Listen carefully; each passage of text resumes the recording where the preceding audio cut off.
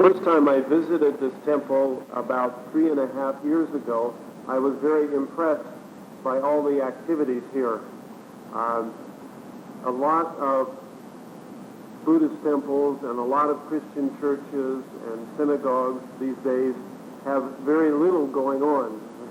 Maybe once a week there's something, and some people come and then they go away, and the rest of the week a bomb could go off and no one would be hurt, right? But I was fascinated by this temple because there was little kids in a preschool program, and there was somebody going to visit people in a hospital, and Dharma Dhammananda was just back from visiting with people in jail, and all sorts of metta karuna and dharma were happening here.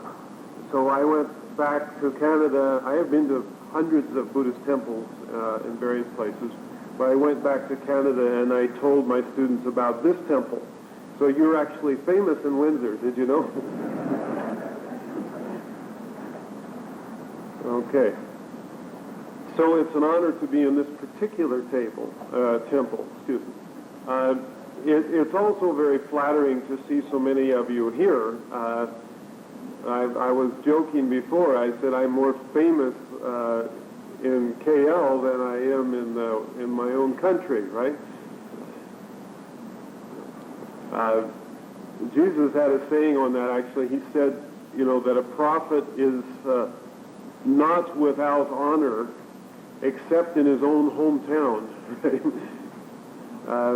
If they know you too well, it's harder to make a big deal, right? I'm sort of making some small talk here so you can get used to my accent. I know how difficult it must be for you to understand my English accent, because I have to really listen hard to understand your English accent. I learned when I was in Penang that what is across the mainland across from Penang is not called Butterworth like I always saw on my maps. It's called Barawa. Or maybe it was Padawa, I'm not sure. Now, are you getting used to my accent and I can get started? I don't want to embarrass you, but I need to have some idea of whether most of you have in fact read the book I'm talking about tonight, or whether most of you have not, because it makes a big difference how I talk, right? So maybe would you raise up your hands if you, let me put it this way. If you're familiar with chapter 2, about the chapter called One Message, would you please raise up your hand just to give me some idea, right? Okay, I get the idea. Better order some more for sale back there. Okay. It's not enough to read the cover of a book, you have to read what's inside. One time when I was a student myself in graduate school, there was a student in the class who knew Christian scriptures verbatim, and he was always embarrassing the rest of us because he was quoting them, right?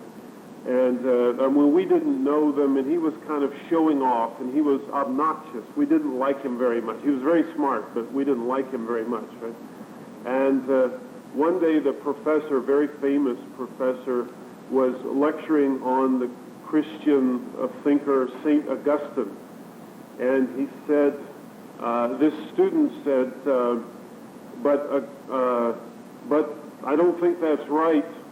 Teacher, Augustine said, and then he gave a quote from Augustine, right? And the teacher turned on him and said, yes, but reading is an art. If you read the rest of that passage, you would see. And then the teacher quoted the rest of it, right? Very impressive. And then the class, the rest of us, laughed because we were so pleased to see this student we didn't like get put down, right? It was very un-metakaruna of us to laugh at him.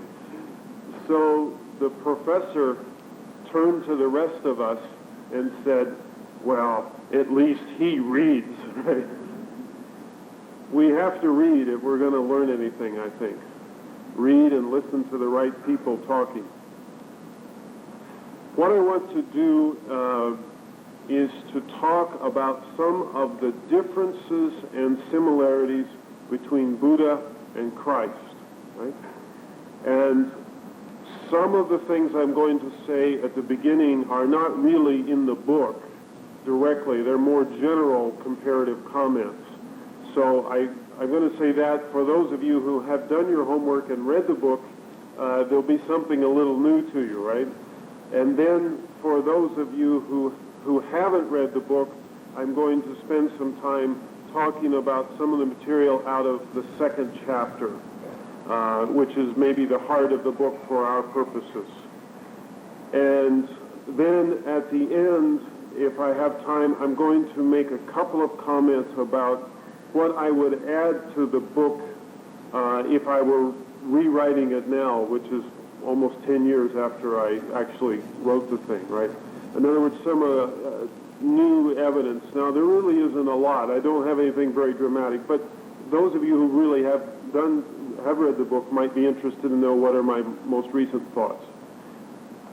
Okay. First, some general comparisons about religions, and the first comment I want to make is that there are actually very few religions in the world that come into the category of sort of successful contemporary religions. I don't like the term major religion. It's too, I don't know what it's supposed to mean. I don't like it. Mainly you get to be a major religion in the American textbooks if either you've got millions and millions of followers, or if you fought a war against the United States recently. Shinto was never put in the textbooks in the United States until after World War II. The new generation of textbooks put Shinto in, right, because it had figured in the war. And so the criteria for what's a major religion is, it's too vague. Nobody's really thought that through, right? So let's just say, kind of successful, ongoing, contemporary religions. There really aren't very many in the world. Given the large number of languages and cultural traditions, it's surprising that there aren't more of these religions, right? Buddhism, Christianity, Islam, Hinduism, really the largest, most widespread, all around the world, all of those, right? And they're all very old, of those ones I'm talking about. One of the oldest, it's hard to say when Hinduism gets started, but if the most of them have taken their shape in the last 2,500 years, right? And the youngest one, Islam, is already approximately 1,500 years old, almost, right? So even with all our new stereos and VCRs and everything else, we haven't really invented a successful new religion. The ones that are 1,500 to 2,500 years old are still hanging in there very well. And I think that's interesting. I don't know what to make of it, but I find it interesting, and I'll mention it to you, and maybe you can figure out what to make of it. Am I talking too fast? No? Okay. Yes. Okay. I have a tendency to talk fast, and that's okay for people who are used to my accent. I'll try to slow down a little bit. Now, of these religions, of these sort of successful, large, contemporary ones that I'm talking about, they have several things in common. One of them is that they all they all understand everyday life, everyday ethics, to be integrated into your religion. There were some previous religions that gave more attention to the sort of rituals that you say in relation to the gods, and everyday ethic. Well, they had an everyday ethic, but it wasn't integrated into the higher parts of their religion, if you see what I mean. But these contemporary religions that are successful are ethical religions. They teach an ethic that embraces the whole of life. And actually, within the religions, whenever people lose sight of that, then there's a reformer who comes along and says, no, wait a minute, we've got to get back to living our religion and not just talking about it, right? And that's true in Buddhism, Islam, Christianity, all of these things. Another point that all of these successful contemporary religions have is that they all are based in scriptures. It's a mark of the modern religions, right, that they have scriptures. And that's a new thing. You know, at the time of the Buddha, writing was considered something for business people. It was commercial. The Vedas, the Hindu Vedas, were not written down until the modern era. They did not exist in writing at that time. If people were suspicious of writing, it seemed new, like we would say in English, newfangled, and not trustworthy, and it was associated with the merchant class and for accounting and records, that sort of thing. It was not considered sacred enough. Now that's before the contemporary religions. These contemporary religions that I'm talking about, they turned the corner. They trusted writing.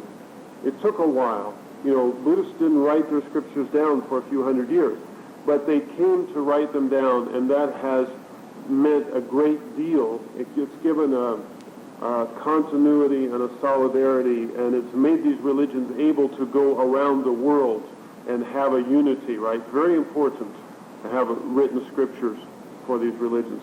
Most people don't even think about these things. They're so obvious, right? I'm just trying to get us to think about some of these comparative things.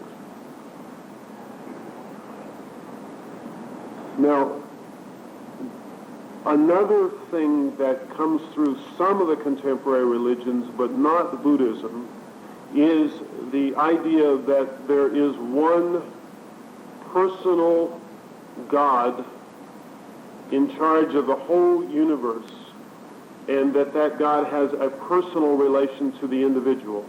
Judaism, Christianity, and Islam, they're all like that, right? That's their basic worldview, their theology. In Buddhism, we don't talk that way. We understand the absolute not so much as a kind of sky father, you know, but in other terms, right? But all of these religions understand that there is something more, some sort of absolute or transcendence, something that's more than just meets the eye, right? Now, I'm finishing that opening introductory part, comparative comments about the world religions, and the point there is that Buddhism is similar to these other religions, except for its theology, if you see what I mean. Right? Now I want to comment on some of the specific differences, or do some comparisons between Buddha and Christ. I'm moving to the next part of my talk. Sometimes when people read my book, and especially if they just read the title, they assume that I'm saying that Buddha and Jesus were, you know, taught completely the same thing. I didn't mean that at all. And there are places in the book where I explain that I don't mean that, but some readers haven't understood that enough, right? What I did when I was starting to write that was that most people had written about the differences, and especially Christians had exaggerated those differences, right? And so I was writing it, when I wrote it, mainly for English Christian readers, although I was hoping some Buddhists might read it. I was thrilled that so many are, but I didn't dare even hope that so many would. Thanks to the Buddhist Missionary Society, many Buddhists are reading it. But I was writing it mainly for Christians, and I was trying to open their mind to some of the things about Buddhism. It's a kind of contribution to Buddhist Christian understanding. That was my motive. So maybe I went a little too far in talking about the similarities without giving enough attention to the differences.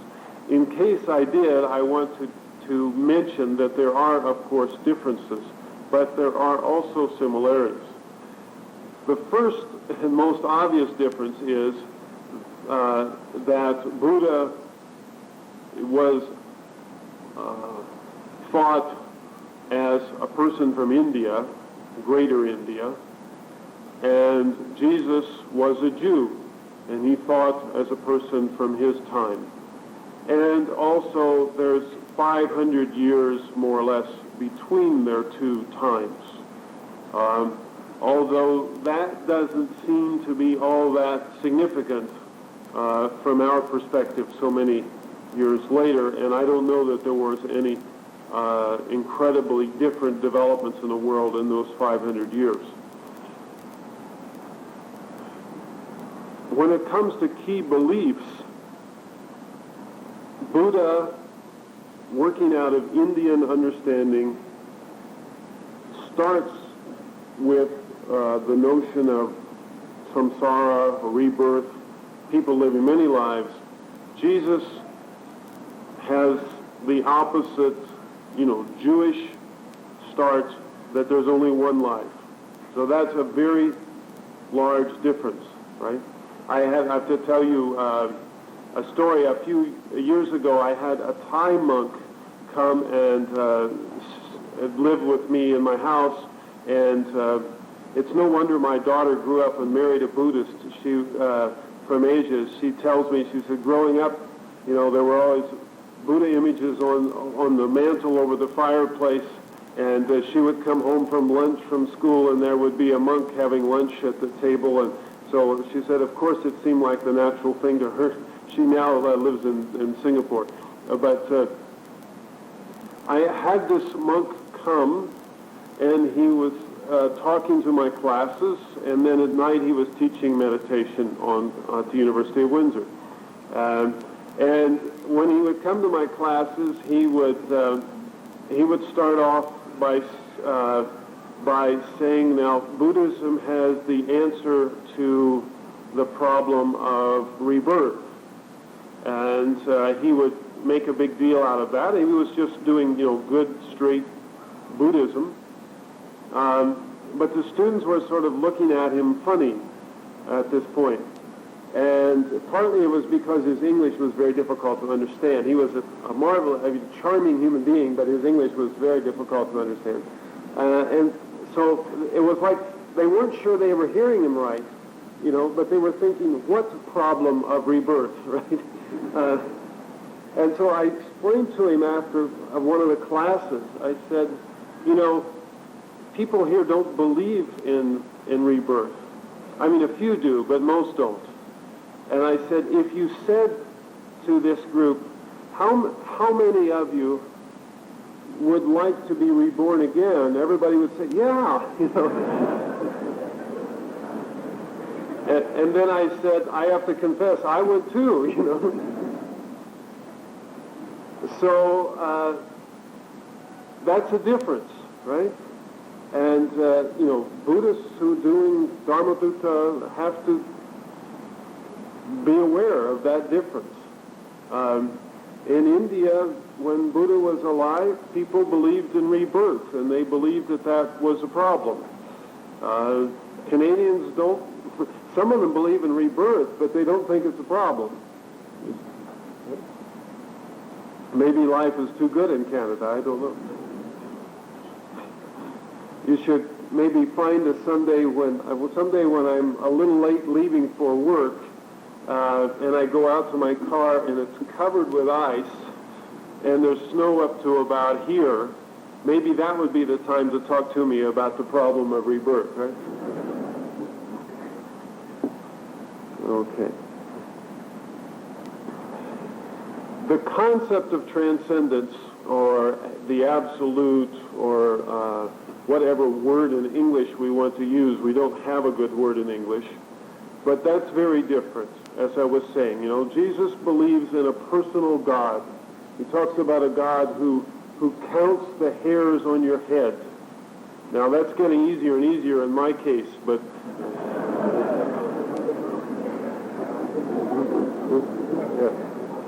No problem. With the first 4 rows are easy. After that, it gets harder. Right? But it's a notion of a sort of parent in the sky, right? Who polices you like a parent, right? And who knows you like a parent does, right? I know that's very different than what we get in Buddhism. In the early Buddhist scriptures, Buddha talks about Sakka, what most people now know under the name Indra, talks about Brahma, but that's sort of irrelevant to purifying your mind and wisdom. Right? And I don't think it's fair to say Buddhism is atheist. Whenever my Christian friends say that, I usually resist that. It's just more complex than that. You can't say exactly Buddhist is a theist. That doesn't quite work. You can't say he's an atheist.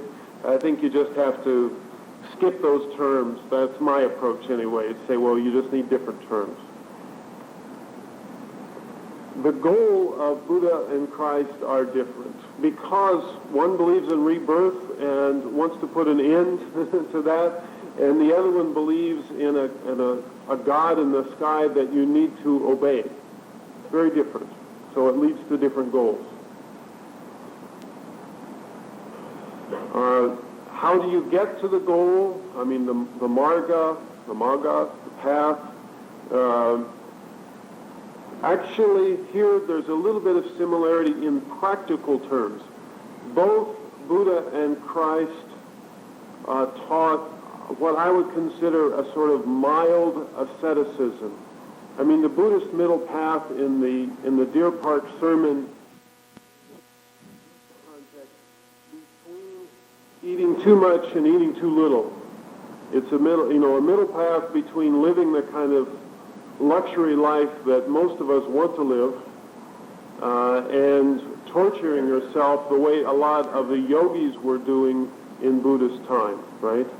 Sort of unhelpful to torture yourself, unhelpful to pamper yourself, right?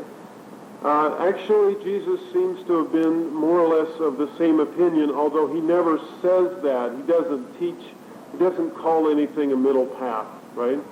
But if you look at the way he lives, you look at the way he teaches his disciples to live, he says, be content with a little. Buddha is not critical of John the Baptist. John the Baptist was more like the yogi. He lived in a very simple life.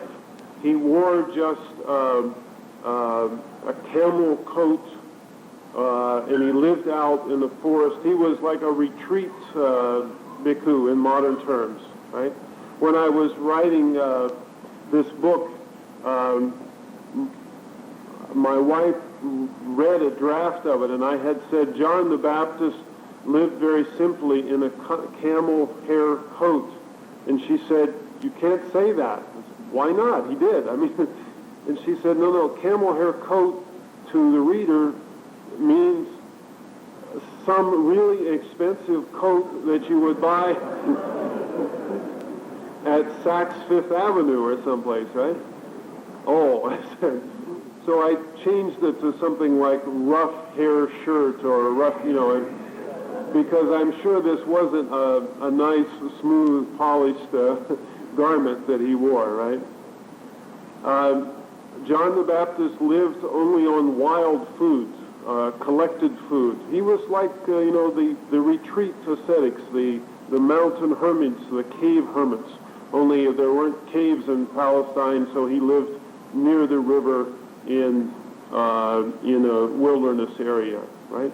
Jesus does not condemn that, but he doesn't choose to live that way either.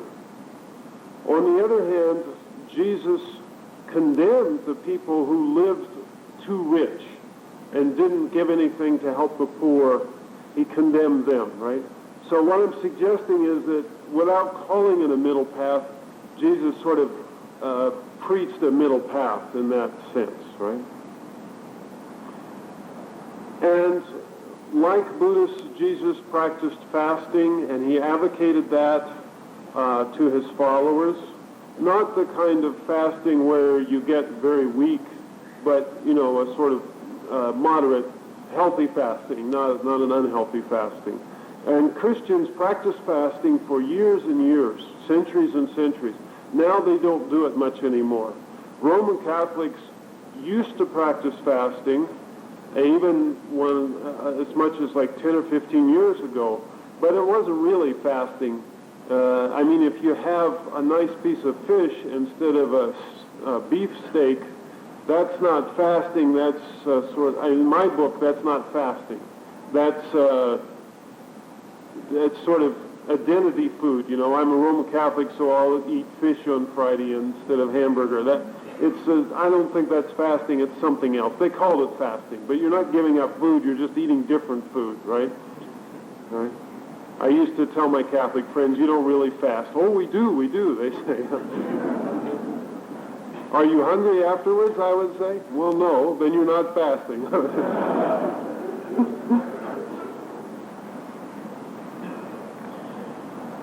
Okay. Jesus also practiced homelessness, and he told his disciples to do that. Now, modern Christians live in nice big houses if they can afford it, but the original ideal, at least for the leaders, was to just go from town to town, and Jesus sent them out from town to town, very much like Buddha sent out his disciples from town to town. They were to accept hospitality. And just like with the Buddha, they were supposed to accept it from the first person. You're not supposed to necessarily stay with the richest person in town or the poorest person in town, but if someone invites you, you accept. And then Jesus says, if they don't invite you, if the town kicks you out, when you get to the edge of the town, take your robe and shake the dust off. Have nothing to do with that town, right?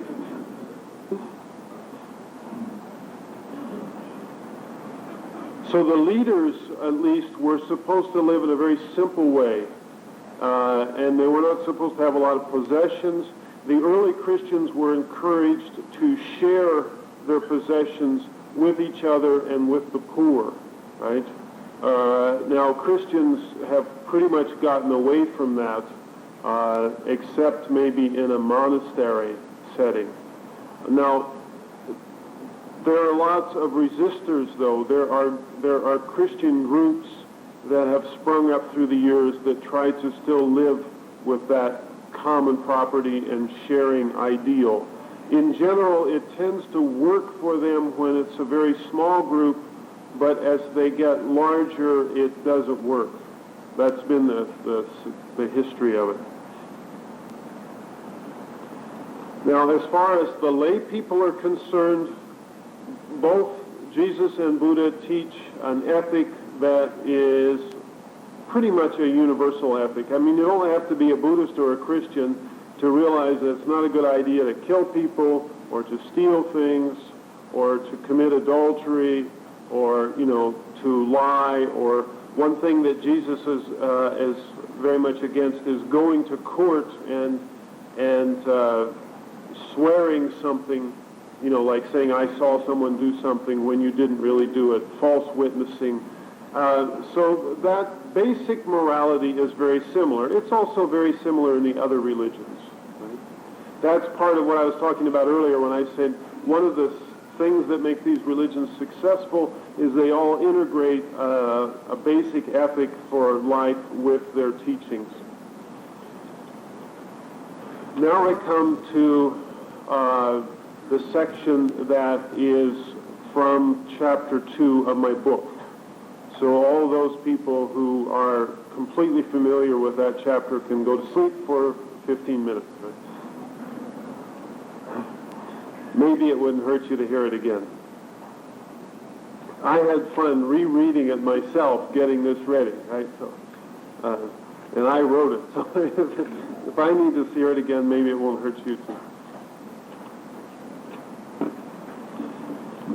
What I've done in the book, in effect, is in that chapter, is do a Buddhist interpretation of Jesus' Sermon on the Mount. What I've said is that even though Jesus does not use the term purify the mind, what he's really saying is, in Buddhist terms, you should move toward having a pure mind. And what he actually teaches under that frame of reference is the same as Buddha teaches. Now remember, they have different conceptions of the absolute. There are all those differences I mentioned. But when you actually get to the Sermon on the Mount and you start reading it, it's very similar. And that's why I called the book, Two Masters, One Message, is because of this section. This is what I started out to compare. Jesus and Buddha both say, conquer anger. And I guess anyone can say you shouldn't be so angry, but both of them said very specifically, if someone does something angry to you, you should do something loving back to them. Right? And Jesus actually has some very good illustrations for this, and there's no reason in the world why a Buddhist couldn't use these illustrations.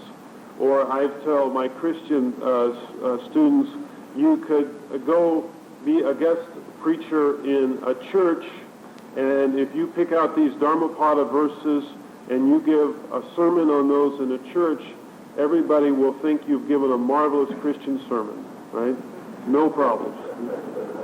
Where did you get those new Christian illustrations, they will say. And you could do the same thing at a temple. As long as you don't footnote your sources, you could do this just fine, right?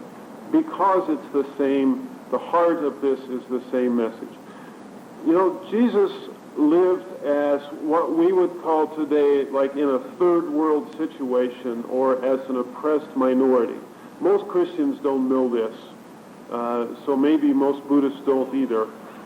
Jesus lived in some very poor villages not in Israel, but up north in an area that was dominated by Greeks. They were left over from some of them came from the Macedonian occupation under Alexander the Great. Others were there from long before. He lived in a Greek country. The full name of it at the time was Galilee of the Nations. The nations here really just meant Greeks. So the name of it was, to put it in English, Greek Galilee, right? He didn't live in a Jewish country at all. And he knew the meaning of the poverty and of being sort of on, as we say in English, on the wrong side of the tracks. And there were lots of, I would say there were fairly affluent Greek towns in his region, but then there were these small Jewish villages like he was from, right? And he doesn't seem to go to the Greek towns. I don't know if he wasn't allowed in, or maybe he went there, but they didn't want him to talk. He mainly seems to just go past the Greek towns to get to the next village, Jewish village. But he says all sorts of good things about these foreigners. And the Greeks really weren't that much of a problem in his time. The problem in his time were the Romans, because now the Romans were the colonialists of his area, right? And he says, he tells the people how to give love back to the nasty Roman soldiers. And Roman soldiers had a rule Rome had a rule that if a Roman soldier needed you to be his servant, he could just say, hey, you, right, carry this. And you had to carry it, let's say 1 mile. It was a Roman distance, but you had to carry it 1 unit. Let's call it a mile. And so you had to carry this 1 mile, and then the soldier could not force you to carry it farther. He could probably look at you mean, or he could probably say it wasn't really a mile yet or something. But I'm sure they didn't necessarily honor this rule. But theoretically, he was supposed to get somebody else to carry the thing the next mile, right? So Jesus was saying how to return love for hatred, and he used the illustration of these Roman soldiers. You can imagine how much the Jewish people hated these people, right, the Roman soldiers. But he said, so the Roman soldier says, here, you've got to carry this, the whole mile. When you get to the mile, volunteer to take it another mile. That'll get him. No. Go that extra mile, we say in English, right? That it becomes a very famous English saying. Right? A lot of people were hating the tax collectors who were, collecting the taxes. Jesus had a positive attitude toward the tax collector. He recruited one of them and made this person his disciple. You can imagine how much the other Jews hated that. It's like taking one of the cursed enemy and saying, here, this is one of us, right? Buddha does that sort of thing too, right? People say bad things about him. He doesn't get angry back, right? There is this demand that Buddhists and Christians are faced with to actually give back metta karuna when anger has come to you. Very difficult to do.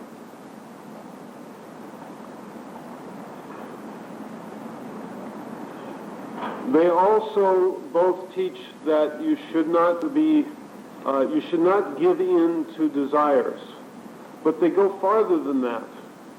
They say that you should actually cleanse your inner mind so that you don't have those wrong desires in the first place.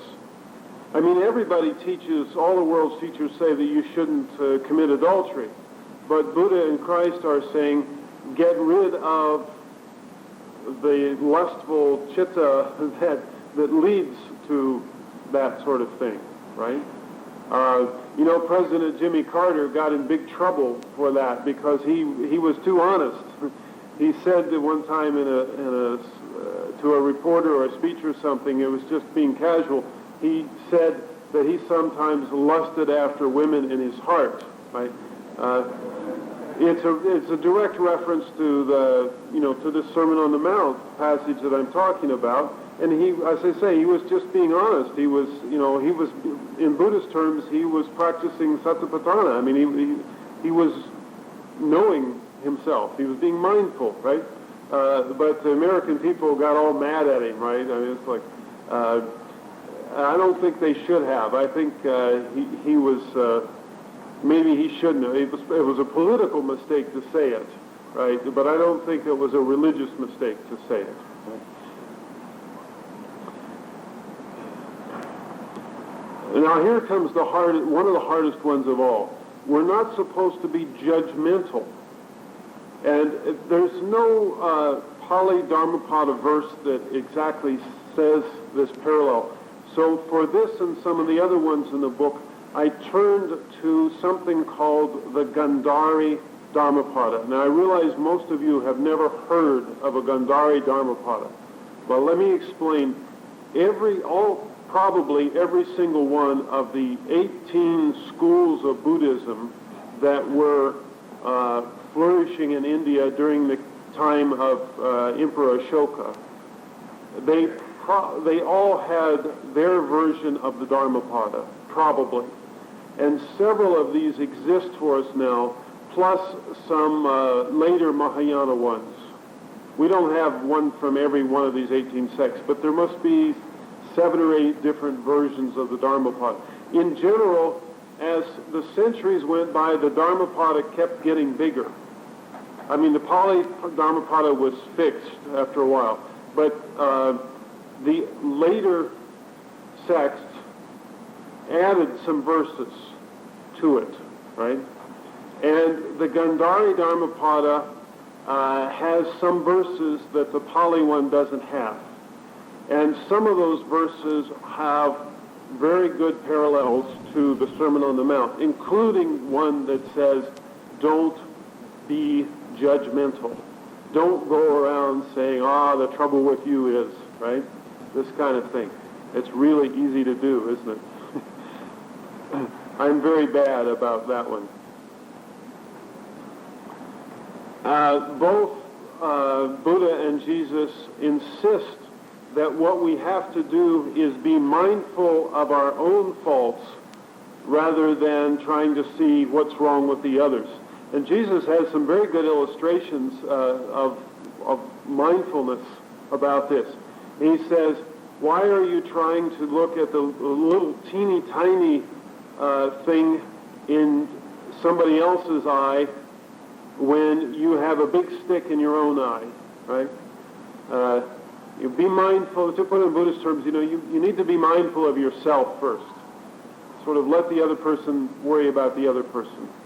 It's very difficult to do. I think what I find is that in normal social life, we actually encourage that kind of thing. We love to say, to gossip or to criticize someone else who's not around. It seems to be kind of human nature, but it needs to be resisted. Now, they have something which both masters teach that have to do with deeds. And they say, Jesus says, beware of false prophets. And the Buddha similarly talks about how you tell a true teacher, right? Because there were many, many people similar to Buddha around in his day, right? Most of my students don't understand that. I don't know how much you're aware of that, but there were many, many spiritual teachers who also had a Sangha and also had a Dharma and also had a Vinaya, right? What makes Buddha different was not that he had a Buddha Dharma Sangha, it was that the particular Buddha Dharma and Sangha that he had, right? And when these teachers some disciples of one would talk with the disciples of others, that's what they would say. What is your teacher's Dharma, right?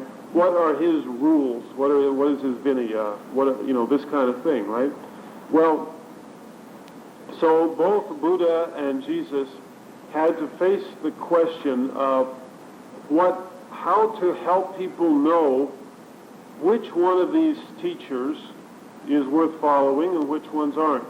And they both come up with a very simple test. I mean, you know them by what they do, right? In English New Testament, it's, by their deeds you shall know them, right? So Jesus says, beware of false prophets.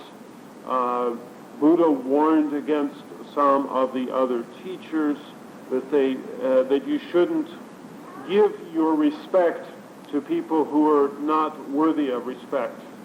Now, I don't know how much your newspapers here have had the coverage of the American TV evangelists, but boy, have they been getting it in the press for the last year. Do you get the coverage of all the scandals there? That kind of news reaches here too? It's good gossip, isn't it? This is the sort of thing Jesus was talking about, because if an ordinary Christian is dipping into we say dipping into the till, stealing from his business. I mean, that's not good, but it's not a sort of scandal either. It's just an ordinary crime, right? If an ordinary Christian commits some sexual misconduct, it's not good, but it's sort of an ordinary crime. But these TV evangelists make such a big thing about how good they are, right? And so because they make such a big deal out of themselves, when they get caught spending money that's supposed to be religious church money on their private life, which most of them do horribly, and when they get caught with the church secretary someplace in sexual misconduct, it makes the point that Buddha and Jesus were making, that you have to know these people. You tell which are the good teachers and the bad teachers from their actions, right? Okay. When I was in Bangkok, a Buddhist there was talking about, he said, when he teaches metta karuna all the time, but he was saying there's this one woman he knows that actually creates it rather than just talking about it. He was saying she had been a school teacher in an ordinary school, and she thought it wasn't a good atmosphere for the students. So she quit that job, and she started her own school where she was trying to create more loving atmosphere for learning. And it's been a great success. And now some of the students have gone all the way through the school, and they're grown up now, and they want to stay in that community. Sure. The ability and the courage to do it. So it's by our deeds, right? Both of these masters say that we'll know what we're doing. Now, they can do another one that's awfully hard to live by. They say that we should be content with what we have. And again, Jesus has some really good illustrations of this Buddhist teaching. He says, look at the birds, right? They don't worry, and yet they're taken care of. Now here, he's talking in theological terms, so he says, they don't worry, and their heavenly Father takes care of them, right? Buddhists wouldn't put that second part that way. But what would we say? Just, look, they don't worry about things. They take each day at a time. They take what comes. How do we know? I don't know. Maybe birds worry like crazy. But it doesn't seem like they worry about the next day too much, right? Most animals seem to be pretty content. It's sort of a nature. Humans are the only religious animals. We're also the only worrying animals, it seems, right? I don't know. Both masters also talk about how a gift, a religious donation, or an action only really counts if your mind is with it, right? Venerable Mahinda talked about, he mentioned that I'm writing a book on punya, right? I can let the cat out of the bag. I'll tell you what it's all about right now. You don't even have to pay for it later on, right? It's about how in the Buddha's teaching, he, in comparison with other teachers of his day, and in the Buddhist tradition, right? You're not really making merit unless you're purifying your mind, right? If you just go through the outward motions, it's nothing, right? And the best story I know about that is the Zen story of when the first Zen master, Bodhidharma, he went to China. He's famous for being the one that brought the meditation school, what we now call Zen in English, to China. And there's a story that all the Zen Buddhists love to tell, and they know, maybe many of you know this already. But the story is that he came to China, and there was Buddhism, Mahayana Buddhism was already in China at the time. And he came, and they had already converted a king. His name was King Wu, right? And they converted King Wu, and they had taught him how to be what in Pali we would call a Chakravartin, how to be a good Buddhist king. And when Bodhidharma comes to the palace, he, makes Anjali and all these sorts of respectful things, and then he takes him on a tour. And the king shows him, he said, now look, over here I built a whole big wing on the palace with lots of rooms, and this is just for translation. He said, I have my whole translation teams out there. If somebody knows Sanskrit, somebody who knows some of the Central Asian languages, someone who knows good Chinese, and together they make a translation. And then I've got these about 40 people there just copying out the text after they're translated. And I have these distributed to different parts of my kingdom, and I have them read on the Poya days, and I invite people to come and listen, and then I feed them. And then for the poor, I've set up these places where I give rice and food to the poor, on and on and on, right? He was actually, in ordinary Buddhist terms, he was being a model king, right? Dharma Shoka. Right? Then he asks Bodhidharma, how much merit have I made? Right? You know Chinese, right? Woo. Absolutely none. He's mad. You can believe Bodhidharma never got invited back to that palace again. According to the story, he didn't mind. He went to his cave and he meditated for 7 years. He stayed in the meditation posture so long his legs shriveled up and fell off, according to the legend. I don't believe that, but according to the legend, right? What most people don't know, a lot of people know this story, and I see a lot of you know the story too. That's great.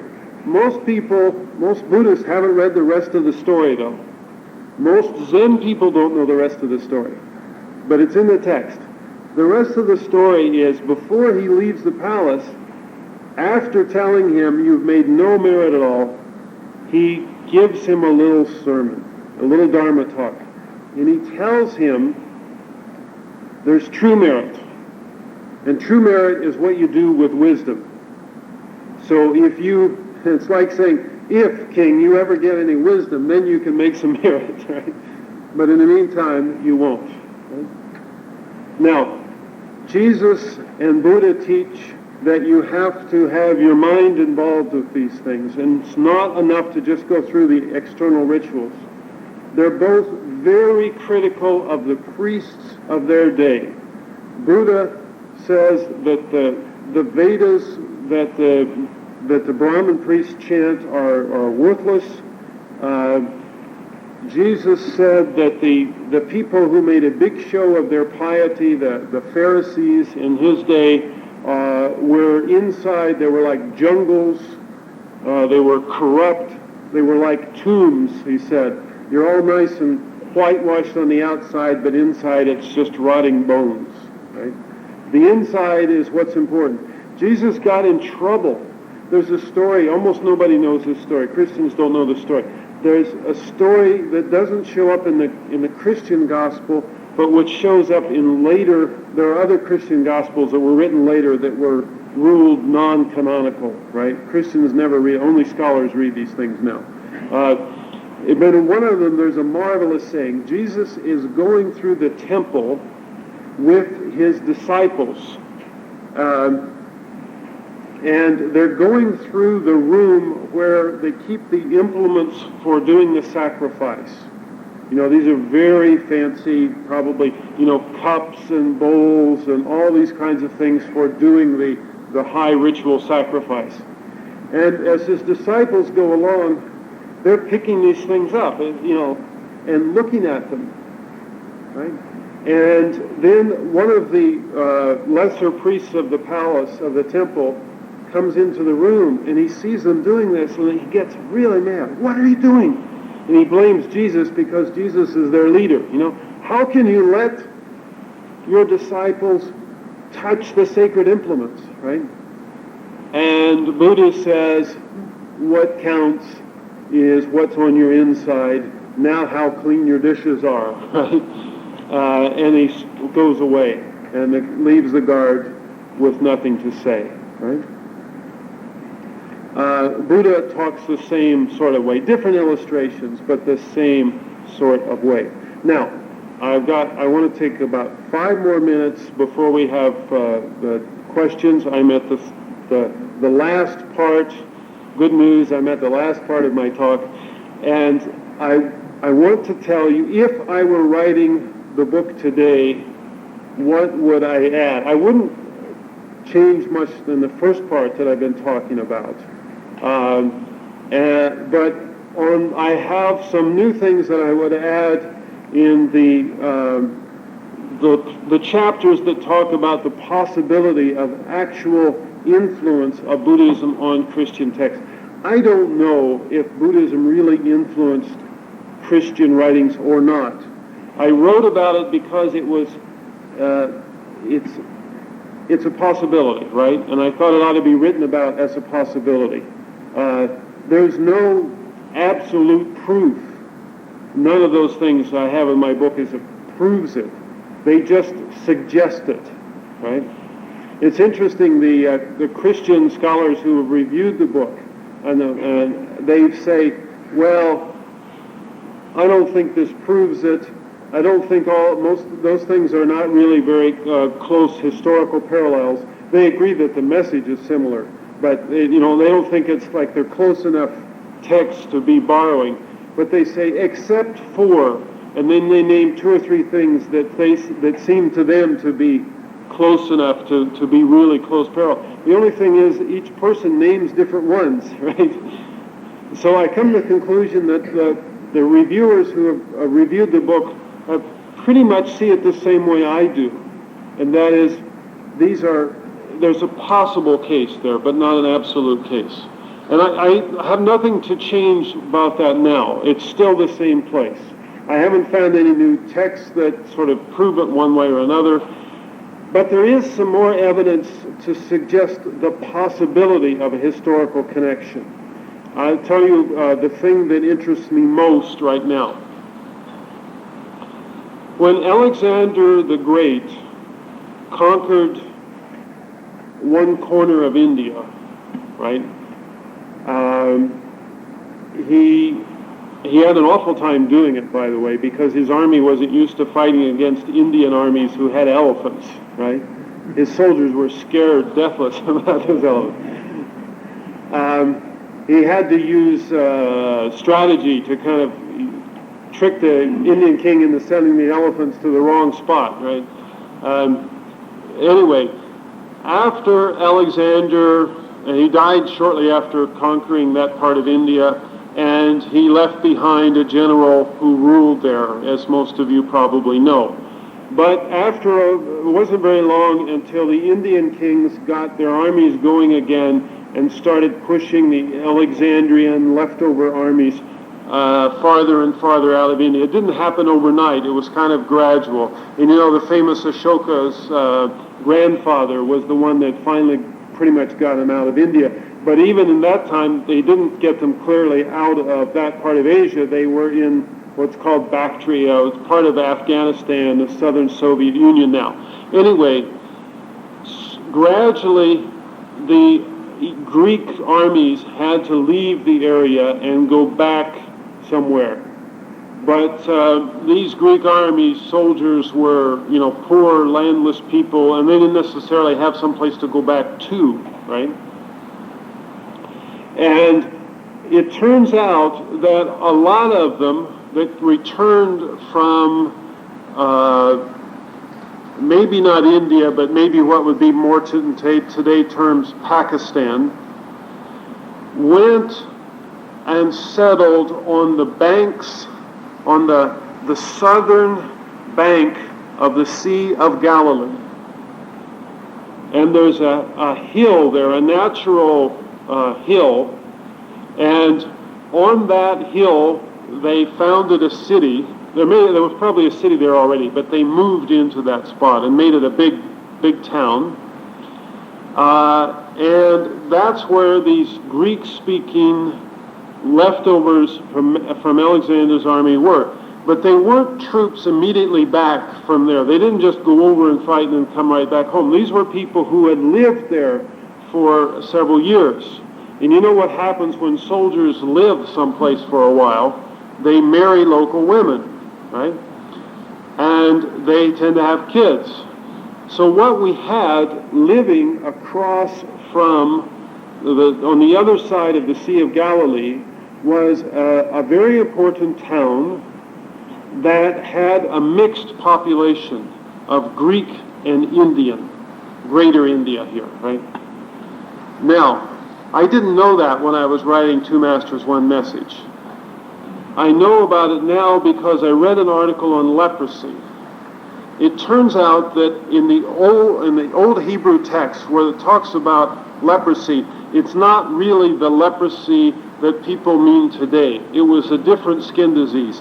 It was a skin disease that you could get well from, because what they had to do with that leprosy was that if you had it, you had to take yourself in quarantine because it was very contagious, and then after you were cleared up, you had to show your skin to a priest, and if he said it was all cleared up, then you went to the temple and you did a ceremony of ritual purity, and then you could go back and live with your family, right? You can't do that with the kind of leprosy that they had in medieval Europe, right? You never get well from that. I mean, you might with modern medicines, but you didn't in old Europe. Now, the point is, doctors now know that leprosy, the bad kind of leprosy, came into Palestine and into that section of the country probably from India at about a century or two before Jesus. A guess is that it came in with these Indian families, or these soldiers returning from Palestine. Now, I don't really care about the leprosy part. My point is that gives me a little evidence that a population was moving, from India, that there were Indian immigrants in the region, right? Now, I want you to understand, my Christian friends who say that there couldn't have been any connection between Buddhism or India and Galilee, they're not aware of all these things. They don't realize that when Jesus and his disciples were out in their boats on the southern part of Galilee, and they looked over there at the southern shore on the opposite side, at the city on the hill, that there were, I don't know if those were Buddhists living there, but at least there were Indians living there, right? And when the people dried their fish, the Jewish villagers caught the fish, dried it, and then they sold it, and some of it got sold to these Greek towns. And that particular town was a stop for the caravans that came from India. It came from China, but there was so not only was there probably actual Greek population, Indian population living there, but there were probably people from Buddhist Central Asia, Afghanistan, that's where, stopping and spending the nights there regularly whenever the caravans came through, right? Now, if somebody thinks that Jesus couldn't, or some of the early Christians couldn't have heard about Indian stories, Indian illustrations, Indian teachings, which were over there in the market town where the Jews sold their fish, then they just don't, they're not aware of how closely connected the world was in those days, right? I still don't know whether there was any actual Buddhist influence on early Christianity or not, Maybe it's just that two great minds think alike, right? But it's possible that there was an actual historical connection. It's not as far-fetched as people would think. Thank you very much. I think Dr. Roy Amore is a Christian in Buddhist forms.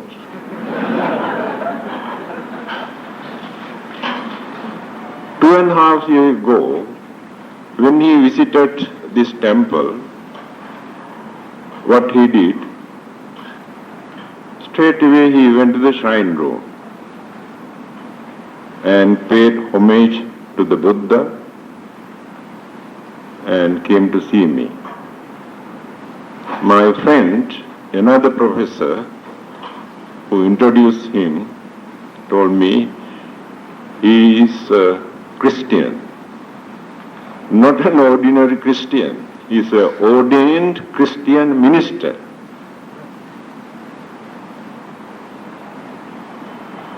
How many Christians are there in this world who can pay respect to the Buddha? How many Buddhists are there in this world who can pay respect to Jesus? These are our human weaknesses. Because our respective religions never teach us this. I know another professor in Northwestern University in America, Professor Edmund Perry. When he visits any Buddhist country, he always goes on searching a Buddhist temple for him to stay. He doesn't like to stay anywhere else. While staying in the temple, Sunday morning he goes to church.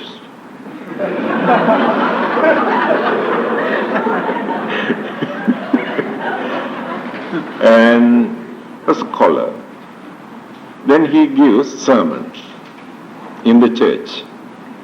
In his sermons, he says, addressed to Christians, please, don't try to convert Buddhists into Christianity. I am staying in a temple. I know they are very good people. They are harmless people. They never disturb Christians, never try to convert Christians. So why do you want to convert them? Do you think they are bad people? This is his way of preaching.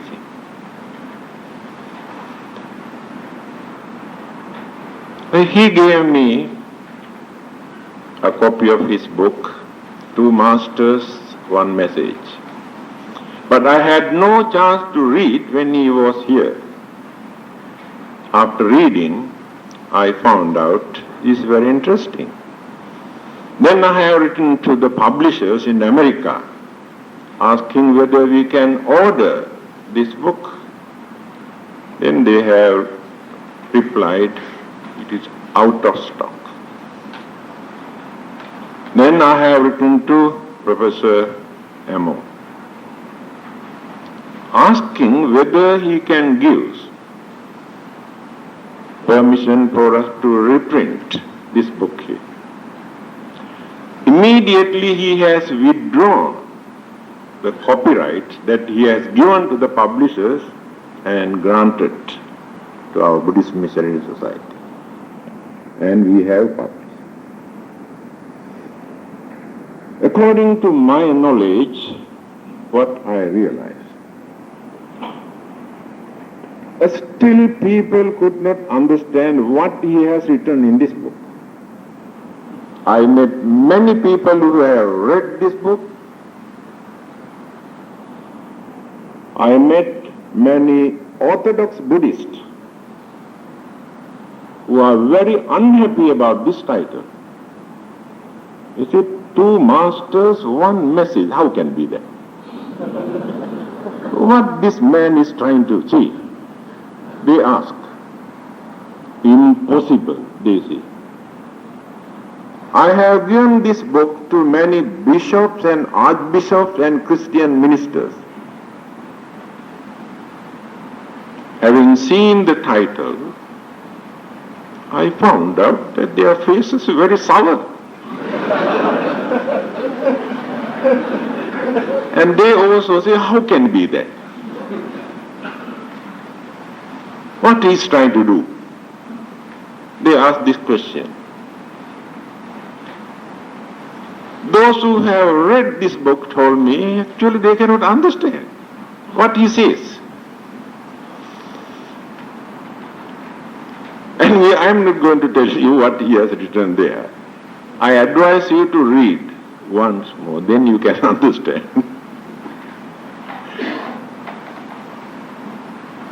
Well, just now you heard his attitude.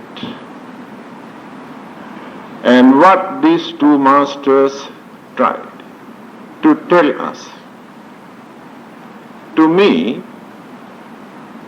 as far as morals and ethics and precepts are concerned, when you compare, the Buddha says, how nice if you can keep away from killing, stealing, sexual misconduct and telling lies and intoxicating drinks and this.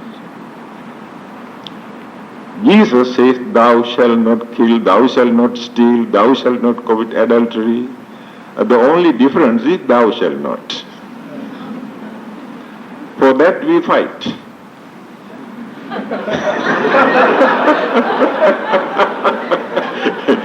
When I say, the Buddha says, how nice if you can keep away from killing, then Christians say, oh, we don't like it, it is Buddhism. When Christians come and preach, thou shalt not kill, we Buddhists say, we don't like it, it is Christianity. See how poor our understanding capacity, how biased we are. Still there are many things for us to learn. And I don't like to waste your valuable time. This is a very good opportunity for you to clarify certain doubts. Before I conclude my few words, I would like to ask first question from you.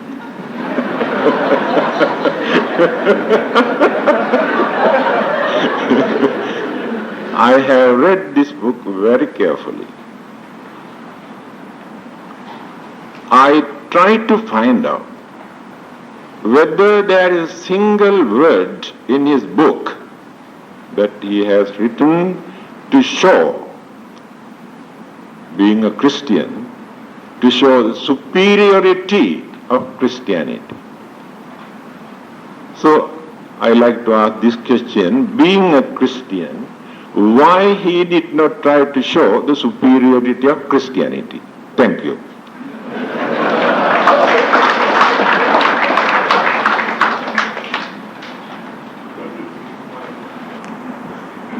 What are your questions? Yes? Put it back on Canadian, right? Okay, what are your questions? What are your answers? What are your comments? You're allowed to just have a comment. You don't have to make it a question. A lot of times people in the audience try to distort. They have a comment they want to make and they try to fabricate a question so it sounds like a question, right? Just make a comment if that's what you want to do. Yes? Mr. Roy, Yeah. Yes. we appreciate your courage, your research, and you think that you are telling us the correct things. And it's just a comment that most probably the only difference between these two religions is monotheism and what you call atheism. That is to say, the Christians believe in God, and the Buddhists. For your well thought out comments. I would assume that somebody teaching among the Jews in Palestine who didn't teach about the God of Israel would probably not have, no one would listen to. There probably was such a person, but he didn't become famous, right? Because whoever said that would have just been ignored, right? But I wouldn't want to assume that Jesus didn't believe his own message, right? So I don't think you probably meant that to sound that way, but just in case, my position would be this: yes, Buddha is talking to the people in his time and place, and of course he gives a notion of skillful means, as you know, and adapting to the audience, both in terms of the dialect, but also in terms of where they are, right? What they're ready to hear. There are lots of illustrations of that in Buddhism. I think Jesus did the same thing of adapting, but in neither case did they adapt in such a way that it was the opposite of what they really meant. It's you make certain concessions to get people's interest and get them into it. I think, for instance, the Sermon on the Mount was probably delivered just to his main disciples. Maybe not the supposed 12, but maybe 50, because I think the whole idea originally of going up to a sort of remote place was, to talk to just the inner core of leaders, right, and to lay down a very demanding ethic for them. But it's become, some parts of it, in fact, to apply very well to everyday life. Other parts are a little too demanding for most people to follow, I think. But I think Jesus probably also did make that distinction of which people are ready to hear which message. Yes. Other questions? Yes, sir. You have correctly got the spirit of what I'm trying to do. Thank you. Yes, I teach my students in Canada that the core ethic of the world's religions is pretty much the same.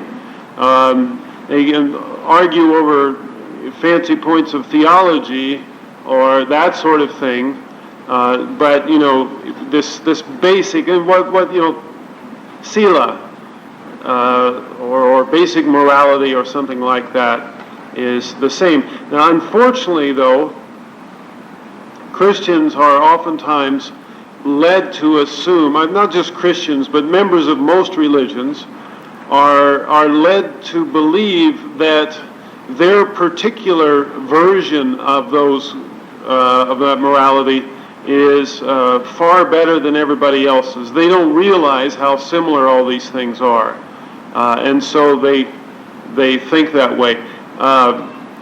The Apostle Paul had to figure that out when he went to Athens. Here he was a proud Jew, and he was very proud of his Roman citizenship, but he didn't seem to know too much about the Greeks.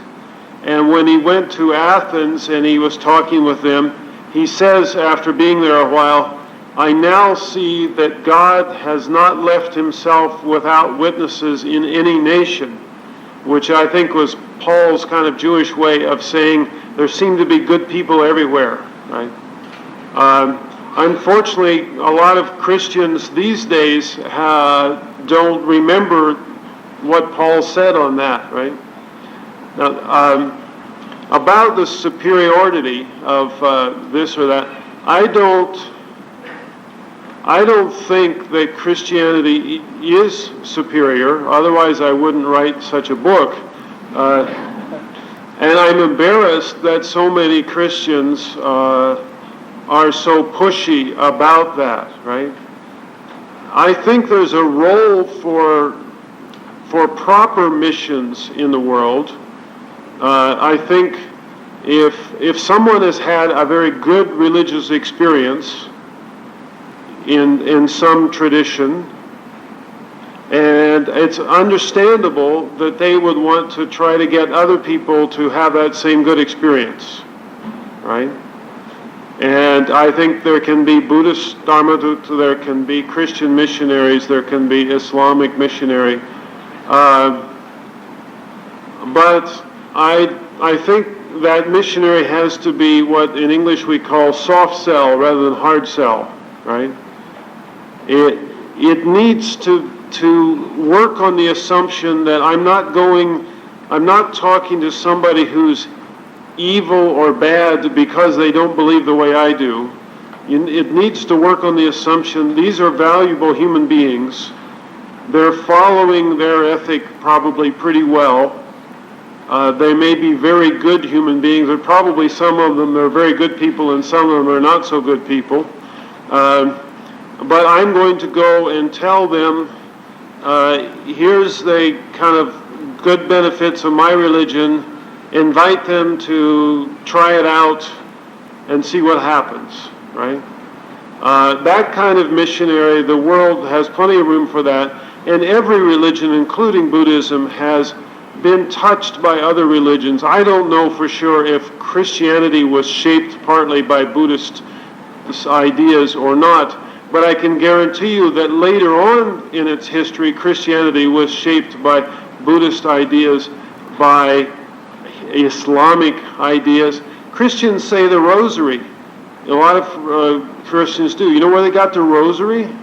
They got the rosary from the Muslims, when the Muslims were in Spain. And for Christians, it's only a few hundred years old. Most Christians assume that Mary said the rosary every morning, you know. But it's just a few hundred years old in Christianity. And, you know, where did the Muslims get the rosary? They probably got it from somebody else. Who knows? I mean, these things just keep going back and back and back, right? Everybody has borrowed from everybody, and why not? I mean, if somebody, I mean, I consider myself both a Buddhist and a Christian, but if I hear that somebody in a hill tribe in Borneo has got some interesting way of doing meditation or interesting thing that seems to work, I mean, it's not drugs, I might try it, right? I mean, if it doesn't seem like this is going to harm me, I might try it. And that's exactly what Christians and Buddhists have done. And what's really happened in the history of religions is that certain ideas sort of spread around the world, right? The idea of building a temple spread around the world a long time ago. In ancient days, worship was outdoors. The idea of the temple spread, right? There are certain really remote tribes on earth that still worship outdoors. It's like they're 3,000 years ago in their religious expression. But it's valid. I mean, it's, you know, what's wrong with worshiping outdoors, right? Or practicing religion outdoors? But it's old-fashioned. It's different. But everybody borrowed that. I mean, the Buddhist Vihara, the Christian churches, the Hindu temples, they're all one. It's all a certain pattern that everybody borrowed from an older thing, right? Well, you could go on and on. We all have these things that are borrowed. I don't think anybody has the right to force their particular version of these down anyone else's throat. I find it embarrassment that so many Christians who are so pushy about that come over to Malaysia and Africa and other places and push Christianity on the Buddhists or whoever, and push it in a way that implies that you people who are not Christians are by definition bad or wrong or going to hell or something scary like that, right? And I'm really pleased to have Buddhists reading my book because, I mean, I tell my friends back home, you know, a great thing has happened. Buddhists in Malaysia are reading that book I wrote, and it's helping them fortify themselves so they can protect themselves against Christian missionaries.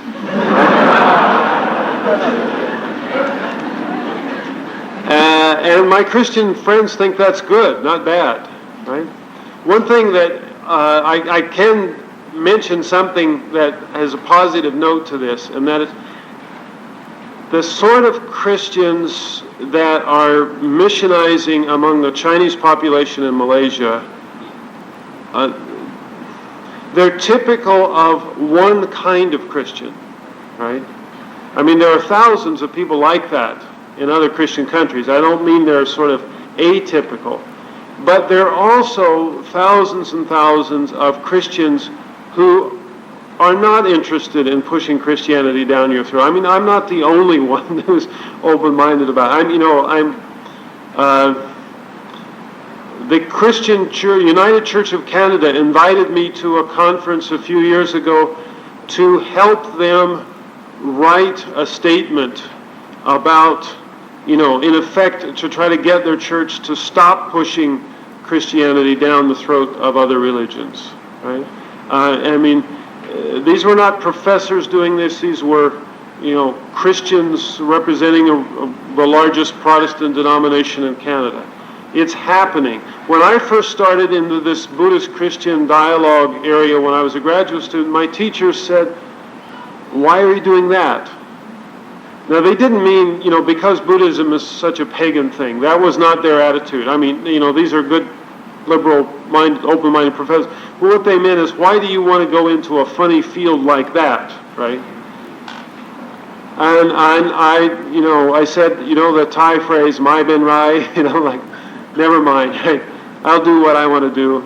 And now, when I go to a conference, those same professors come over to me and say, "Have you written anything more that I could read on this?"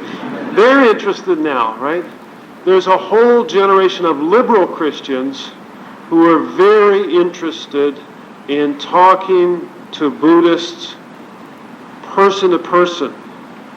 Not superior to inferior, but person to person. As a matter of fact, we Westerners have this idea that Asians are unusually profound, right? So what I really think is happening is among these liberal, open-minded Christians, they enter the discussion with the idea that somehow you understand spirituality much better than they do. That you meditate about 26 hours a day.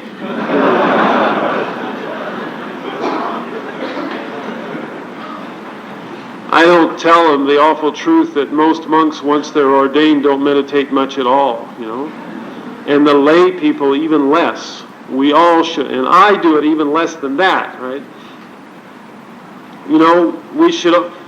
We should be, you Buddhists here should be so good as the American liberal Christians think you are, right? Okay? So we've really got Christians in two very different camps in their attitude toward Buddhism right now. And they're totally in conflict. So, if I told the groups that are sending the missionaries over here to try to convert you, if I told them that I had written a book about how both Buddhism and Christianity are good, they would think that was a bad thing to do. But the people at the university, not just university people, but most Christians in Canada, or a lot of them, if I say, I've written a book that's helping Buddhists not fall prey to pushy Christian missionaries, they would say that's good. So I know you're only seeing the downside you're seeing the wrong side of Christians. And I know how bad that is. Just before coming up here a little while, I was spending some time with my grown-up daughter and her husband who live in Singapore. And they're working very hard with their young careers, like young people do. And I was playing the role of a father, and I was saying, you should get more exercise, right? You know how parents are like. Some of you are parents, right? It's our mission in life to say things like stand up straight and get more exercise and eat your vegetables. Right? I said, you should get more exercise. And they said, well, we walk a lot. But I said, well, but you should do something that gets your heart rate up, So they said, well, we're not very good at tennis, but we were playing tennis 3 mornings a week, and we were really enjoying it, and, we were getting our exercise, but we didn't do it anymore. I said, why did you quit? And they said, well, the tennis club, it wasn't very expensive, and it was close to our house, but it was full of radical Christians. what I was calling a pushy kind of Christians, they were calling radical Christians. It's too bad that the loving, accepting message of Jesus has gotten turned into a kind of narrow-minded superiority message in the minds of a lot of Christians through the centuries. It's a distortion of what Jesus was doing, I'm convinced. That's the distortion that has happened. I'm talking too long. You're supposed to get a chance. We need a question from a woman. Asian women are too bashful. You've got to get more out. I asked for one question, I got 7 or 8. Okay, so the question I'm sure you couldn't hear, right? The questions were, what about salvation? I assuming like a comparison of salvation in the two traditions. And what about rebirth? And there was another one which I forget already. What was worship? Oh, worship. Yes, the first thing was worship. Thank you. Okay, help me keep track of those. Let's go through them one at a time. Right? Let's talk about worship first.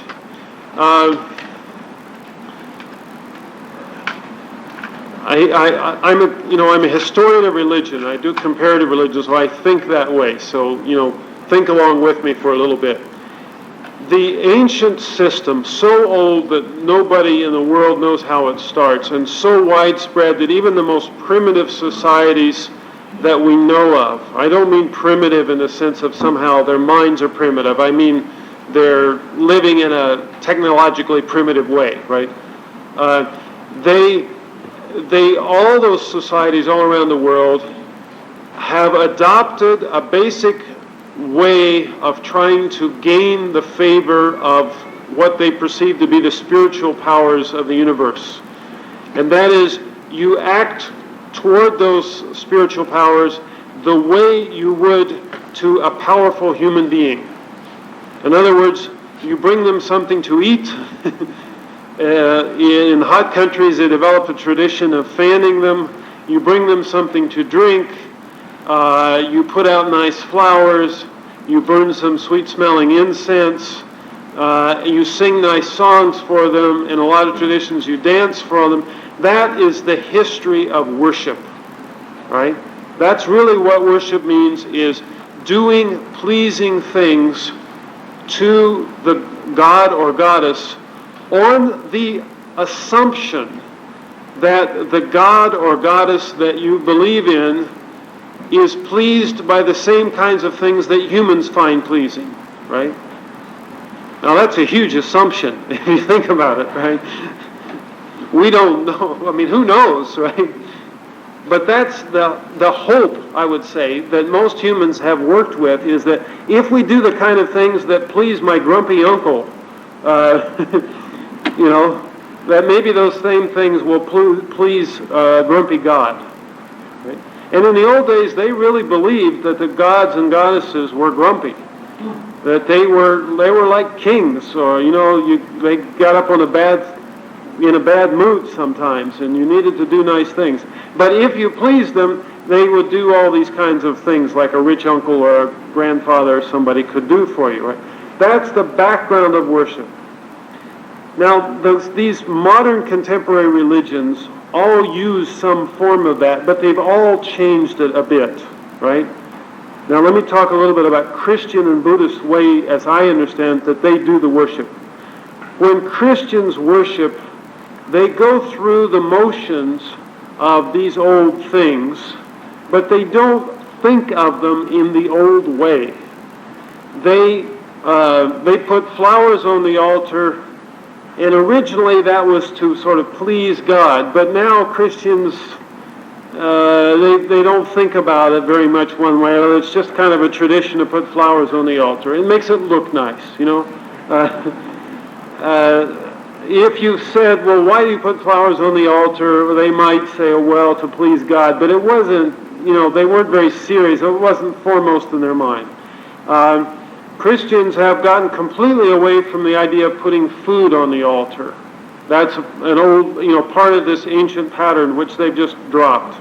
They have not gotten away from the idea of putting offerings on the altar. What they really do is they bring money to the thing rather than food, because Christians have gone to a spiritual notion of God, so it doesn't make sense to them to think of God as needing to eat, right? When I try to explain to my students, most of whom come from a Christian background, that in the ancient societies they put out food on the offerings because they really thought the gods and goddesses got hungry if you didn't do that, they look at me like, you can't be serious, right? I mean, the most powerful spiritual entity in the universe gets hungry? What is this? But in the old days, people really thought the gods and goddesses got hungry, if you didn't feed them. So Christians have the form of this worship service, but they've sort of spiritualized it. They don't really think of themselves as, pleasing the God in that direct sense. What they think of is it pleases God if they go to the worship service, right? It's been spiritualized like that. Now, for Buddhist worship service, Buddhists, in my opinion, are in a way even more, how would I say this?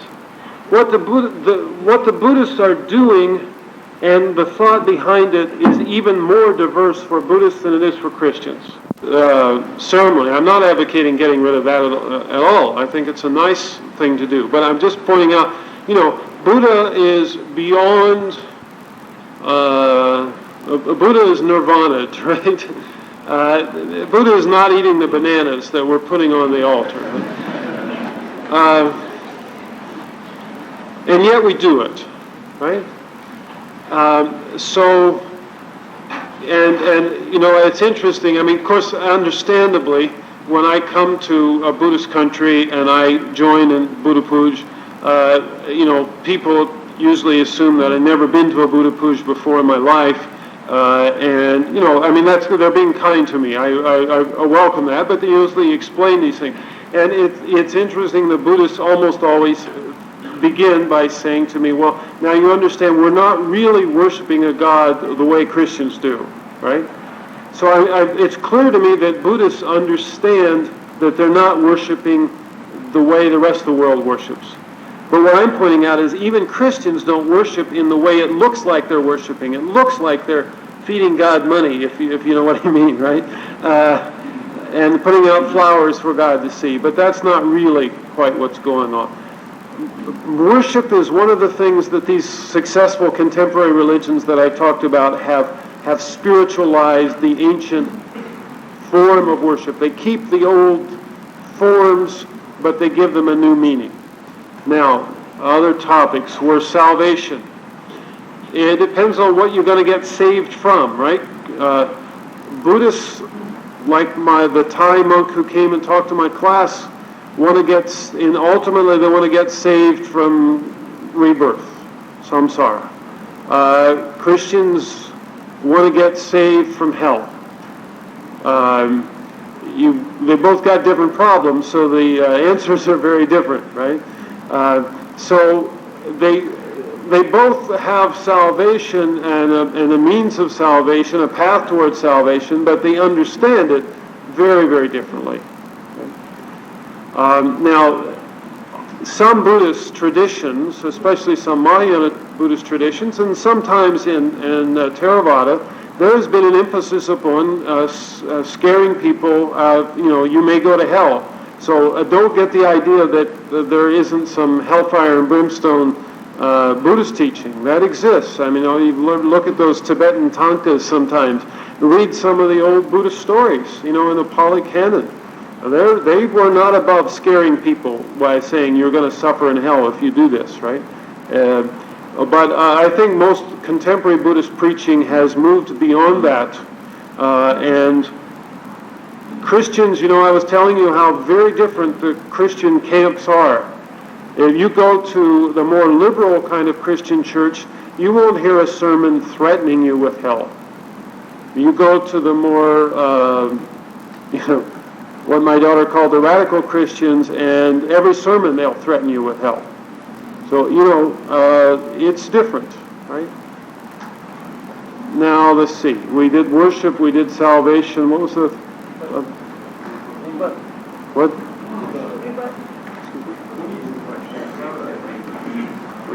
Rebirth. Well, I think I don't really have anything more to say about rebirth than what we already said. I mean, there are a lot of Christians who believe in rebirth. I mean, it's not an official part of Christianity. But if I like to do this with my students. Of course, that's not a typical group because my students are people who've chosen to study world religions, right? And they're young and they're open-minded and that sort of thing. I mean, not all of them, but compared to the population at large, students are not a typical sample. But I like to say to them sometimes, okay, how many of you believe in reincarnation? I mean, they call it reincarnation instead of rebirth, right? How many of you, I say, believe in reincarnation? And I'm always surprised. In some classes, I may have half the people raise their hand.